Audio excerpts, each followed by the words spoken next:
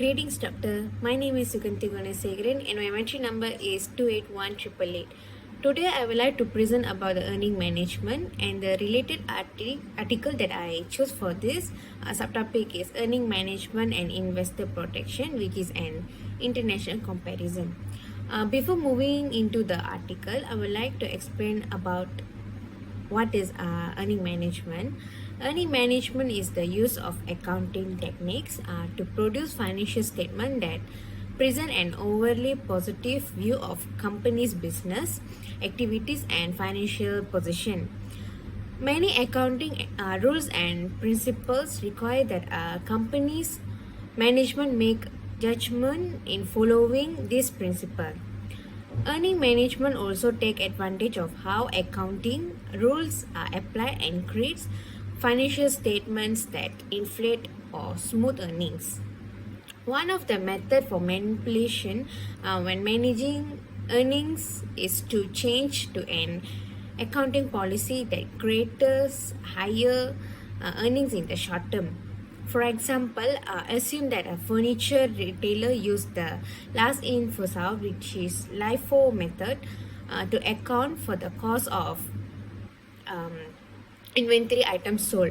So under the LIFO, the newest unit purchase are considered to be sold first. Since inventory choose typically increase over time, the newest unit are more expensive and this creates a higher cost of sales and a lower profit. So if the retailer switch to the first in first out, which is a FIFO method of recognizing inventory cost, the company consider the older less expensive unit to be sold first. So FIFO create a lower cost of goods sold expense and therefore higher profit. The company can post higher net income in the current profit period. There are three main types of earning management. The first type is cookie jar reserve.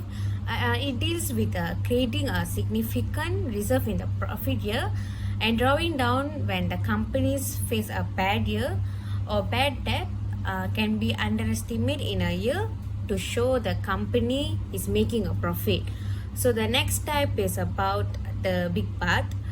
When a company is facing a bad period due to the external factor, it will affect its profit. It has to show it in the reports, but the company will make it even worse by writing off all bad debts, overvaluation of asset, depreciation, restructuring costs, other expenses in the same year to show more loss and evade tax. And the final type is expenses and revenue recognition. They can even accelerate the sales showing extra revenue, or they don't recognize a bad debt in the current year and shift it to next year, so it can reduce the current year's profit.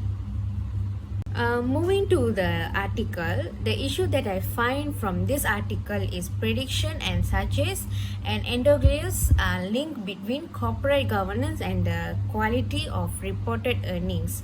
So insiders can also use their accounting discretion to create a reserve for future periods by understanding earnings in the years of good performance, effectively making reported earnings less variable than a firm's true economic performance.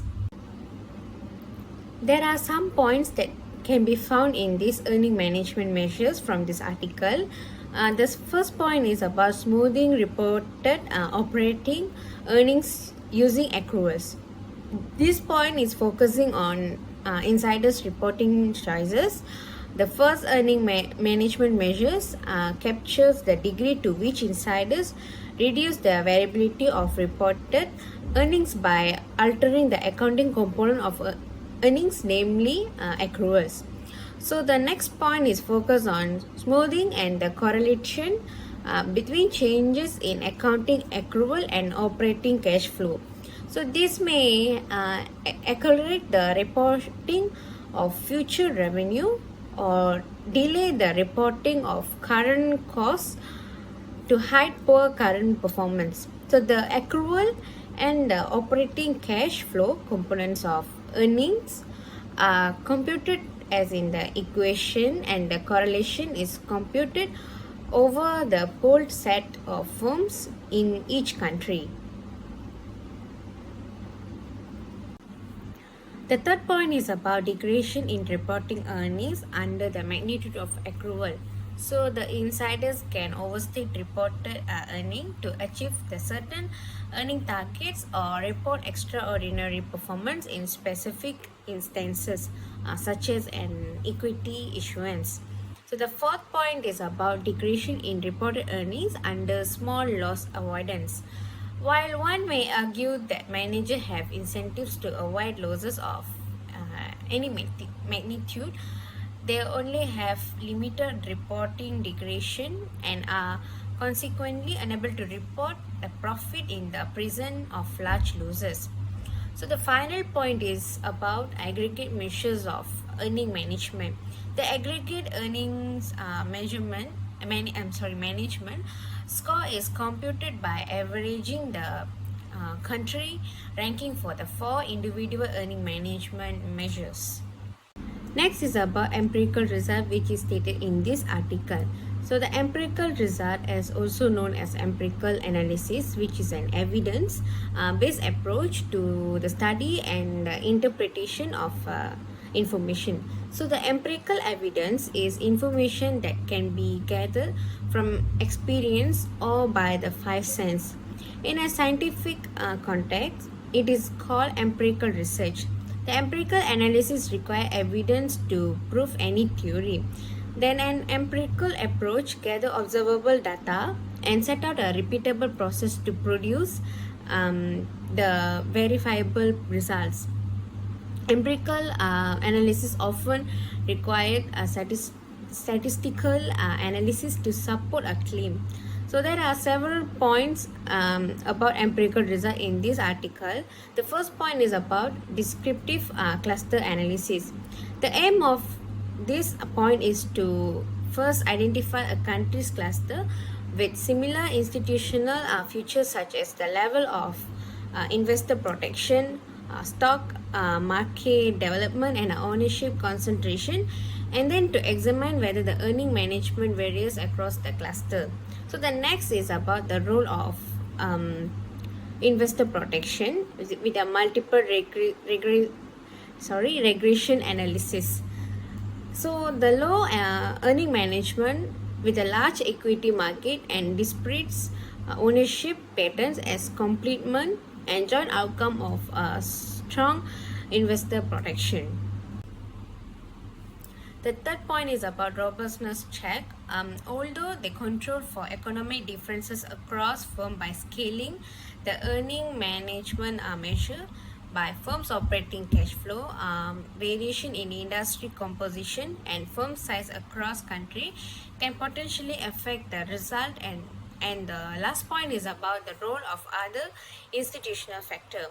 While one may argue that managers are incentive to avoid losses of any magnitude, they also have limited reporting degradation and are consequently unable to report in the presence of large loss.